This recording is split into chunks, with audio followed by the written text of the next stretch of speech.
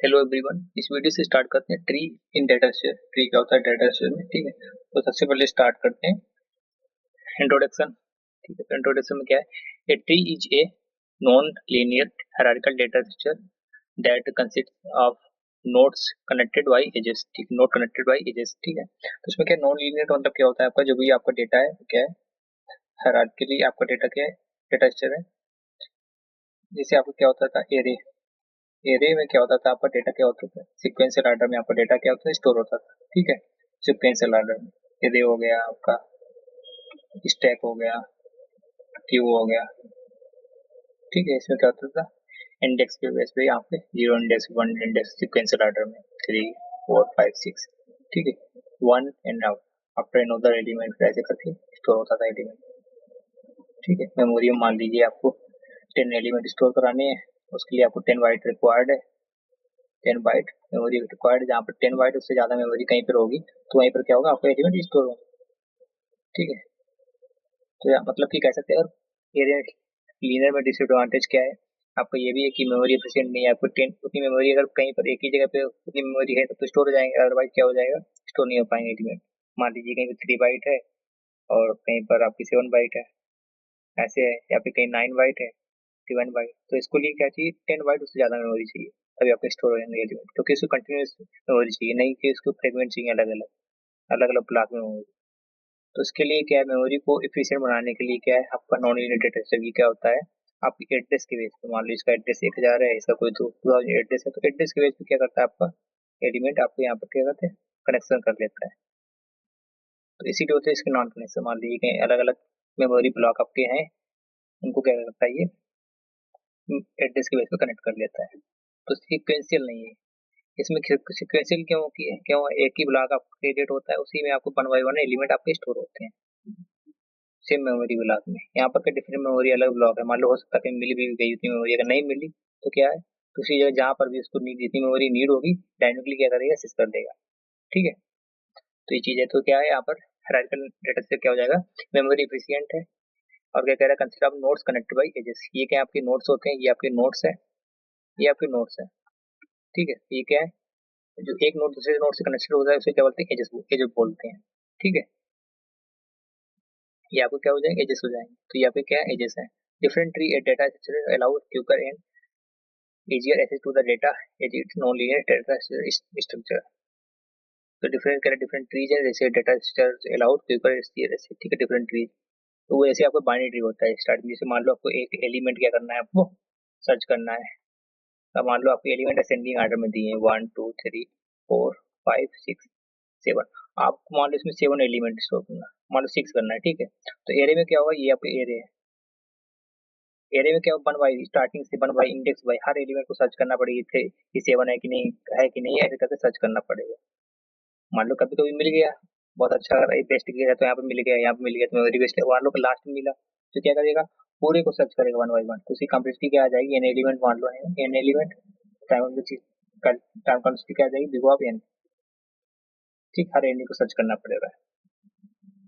और इसमें क्या हो जाएगा, असेंडिंग ऑर्डर में मान लो आपको एलिमेंट दिए, तो उसमें क्या हो जाएगा, आपको ट्री में क्या हो जाएगा, क्या करेगा, आपको बी से डिवाइड कर देगा, क्या करेगा, आपको हाफ जस्ट हाफ कर देगा, देख लेगा मुझे 5 एलिमेंट चाहिए, ठीक है। तो ये क्या करेगा, बी से डिवाइड कर देगा, देखेगा, चेक करेगा 4 है, ठीक है, 4 ग्रेटर देन कितना, राइट साइड है क्या यहाँ पर। तो क्या है, जब डिवाइड करता है ना 4, उसमें डिटेक्ट कर लेता है कि जो एलिमेंट चाहिए, जो एलिमेंट मान लो चाहिए, ये आपकी क्या थ्रेशोल्ड वैल्यू है 4 है, ठीक है, मुझे 3 सर्च करना, चेक करेगा 4 ग्रेटर है तो राइट हैंड साइड वाली रखेगा, लेफ्ट हैंड साइड वाली छोड़ देगा, ठीक है, राइट हैंड साइड वाली सर्च करेगा। अगर 3 चाहिए तो लेफ्ट हैंड साइड आ जाएगा, 1 चाहिए, ठीक है। तो क्या करता है, जस्ट हाफ करता जाता है, ऐसे चलता जाता है, फिर एलिमेंट इसका जस्ट हाफ करता है, इसमें 2 हमें 1 लेते हैं, ऐसे करके हाफ करता चला जाता है, ठीक है। तो इसमें क्या हो जाएगा, मान लो 8 है, फिर 4 है, ठीक है, 2 है, तो ये क्या हो जाती है, आपकी जीपी हो जाती है, जीपी एक हो गई, ठीक है, मतलब जीपी सीरीज हो गई। इसको जब सॉल्व करते हैं, ठीक, मान लो आपको एलिमेंट है, ये इसको सॉल्व करोगे ना तो ओवरऑल तो आपको टाइम कॉम्प्लेक्सिटी क्या आ जाएगी, बिग ऑफ लॉग एन आ जाएगी। तो लॉग एन क्या होती है, एन से आपकी क्या होगी, लेस है टाइम कॉम्प्लेक्सिटी, कम टाइम लगे, बिग ऑफ एन, इससे टाइम का क्या लग रहा है, कम लग रहा है, ठीक है। ये चीज हो गई है। तो ये यहाँ पर बता रहा है, उसको बाइनरी ट्री बोलते हैं, आगे बताएंगे बाइनरी ट्री क्या है, ठीक है। Properties of tree. Properties of tree क्या है? प्रॉपर्टीज ऑफ ट्री में क्या, there is one and only one path between every pair of vertices in a tree. Pair of vertices मतलब क्या है, ये नोड्स ऐसी को बोला वर्टाइसेस, ठीक है, वर्टेक्स, ये क्या है आपको वर्टेक्स बोलते हैं, वर्टेक्स, ठीक है, नोड्स, ये क्या है वर्टेक्स, ठीक है। तो कह रहा है कोई पेयर ऑफ वर्टेक्स मतलब दो वर्टाइसेस, एक ये, इनके बीच एक ही पाथ हो सकता है, ऐसा नहीं दो पाथ है, इससे ये नहीं आ सकते। ये आपको ग्राफ में होता है, ठीक है, यहाँ पर नहीं होता है। यहाँ पर क्या एक ही पाथ होगा, आपको यहाँ से यहाँ तक आने का एक ही पाथ होगा, दूसरा पाथ नहीं हो सकता है, ठीक है। तो वही यहाँ पर बोल रहा है कि ओनली वन पाथ है between every vertex pair of vertex in tree, ठीक है। ये ट्री में होता है। A tree with n vertex has n edges, ठीक है। इसका मतलब क्या है, इसको इरेज कर देते हैं।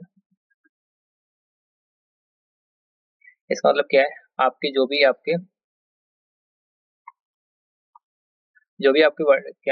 वर्टाइस हैं, उससे एक कम क्या होती है, आपकी एजेस होती है। वर्टाइस कितने हैं, वर्टाइस को काउंट करते हैं, 1 2 3 4 5 6 7 8।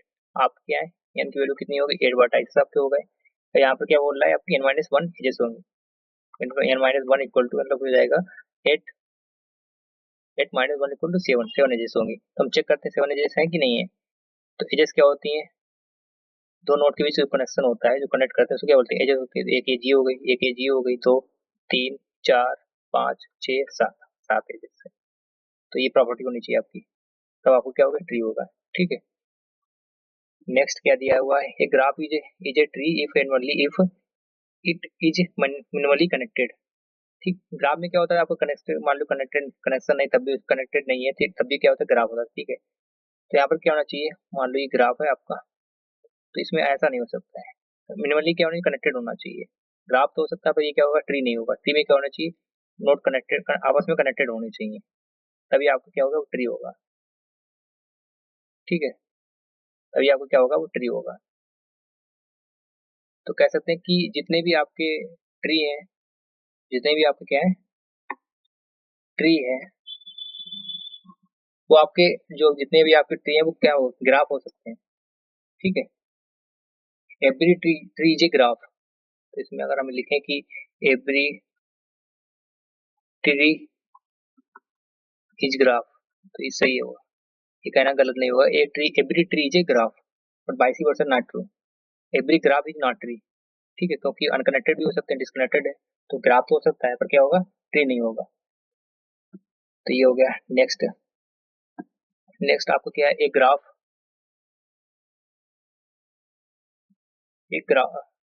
इज ए, ये हो गया, any connected graph with n vertices and n minus one edges is a tree, ठीक है। कोई भी आपको कनेक्टेड ग्राफ है, ठीक है, विद n vertices है, ठीक है, अगर n vertices है और n minus edges तो ट्री है, मतलब जो कनेक्टेड है, ठीक है। और कनेक्टेड कोई मान लो ऐसा ग्राफ है, ये हमने दिया कनेक्टेड ग्राफ है, ठीक है। इसको चेक करते हैं क्या ये ट्री है कि नहीं है। तो कैसे चेक करेंगे, इसे बोल रहा है कि n vertices हो और n minus वन edges हो, अगर ये है, प्रॉपर्टी होल्ड कर रही है, तो क्या होगा, ट्री होगा। अगर नहीं है तो ये ग्राफ होगा, ट्री नहीं होगा। तो इसमें वर्टाइस कितनी है, 1 2 3 4, यानी कुल कितनी हो गई, 4 वर्टाइसेस हो गई। हम देखते हैं एजेस कितनी है, एजेस के 1 2 3 4, एजेस कितनी है, 4, एजेस भी कितनी हो गई, एजेस भी आपकी कितनी हो गई है, आपकी एजेस हो गई है 4। हमें चाहिए कितना था, n minus one, n minus one edges present होनी चाहिए, मतलब कितनी हो चाहिए, 4 माइनस वन 3, 3 चाहिए थी। यहाँ पर कितना आ रहा है, एजेस आपकी 4 आ रही है, ठीक है। मतलब क्या कहें, इससे क्या हुआ, इससे क्या प्रूफ होगा, ये आपका क्या है, ये ग्राफ तो है, आपका ट्री नहीं है। समझ रहे, ग्राफ तो है, आपका ट्री नहीं है, ठीक है। इसको चेक करते हैं, ठीक है, इसको चेक किया तो यहाँ पर कितनी एन वर्टाइस, एन की वैल्यू कितनी है, 4 है, ठीक है। वर्टाइस कितनी है, 1 2 3 4, ठीक है। हमें चाहिए कितनी, n minus one equal to इतनी एजेस चाहिए 3, 4 minus one equal to 3 edges चाहिए, ठीक है। तो हम एजेस काउंट करते हैं, 1 2 3, हाँ 3 एजेस है। ये क्या है, ये क्या आपको क्या है, ट्री है, तो ग्राफ नहीं, ठीक है। तो आपको इतना क्लियर होगा क्या क्या ट्री है, ठीक है। ट्री और ग्राफ में क्या कौन सी ट्री है, अगर ग्राफ चेक करना है तो कैसे चेक कर सकते हैं, ठीक है। ये प्रॉपर्टी में बेसिक बेसिक क्यों हम नॉन लीनियर हायरार्किकल इसको डेटा को यूज कर रहे हैं, क्या है इसकी यूज है, मेमोरी एफिशिएंट है बहुत ज्यादा, बेस्ट है मेमोरी। कभी कोई एलिमेंट का सर्च करना, मान लो असेंडिंग आर्डर में दिया है तो एरे में हर एलिमेंट को सर्च कर रहे हैं, तो यहाँ पर क्या है, आपको हम क्या करते हैं, एड्रेस के बेस पे हम क्या करते हैं, बीच एलिमेंट यहाँ पर डिवाइड करते चले जाते हैं। तो डिफरेंट चीजें हैं, ठीक है। मान लो अगर लास्ट एलिमेंट हमें एक्सेस करना है तो हम डायरेक्ट हमें क्या एड्रेस के लास्ट एलिमेंट सर्च कर सकते हैं। तो इसमें क्या है कि आपको 1 बाय 1 इंडेक्सिंग के साथ चलना पड़ेगा। टाइम कॉम्प्लेक्सिटी हो गया एक फैक्टर, टाइम कॉम्प्लेक्सिटी का फैक्टर, ठीक है। तो यहाँ पर क्या टाइम कॉम्प्लेक्सिटी कह सकते हैं, टाइम कॉम्प्लेक्सिटी मेमोरी पे, मेमोरी जो प्रॉब्लम में वेस्टेज मेमोरी को रिड्यूस करता है, टाइम कॉम्प्लेक्सिटी को रिड्यूस करता है, किसी किसी के बराबर है किसी में, ठीक है।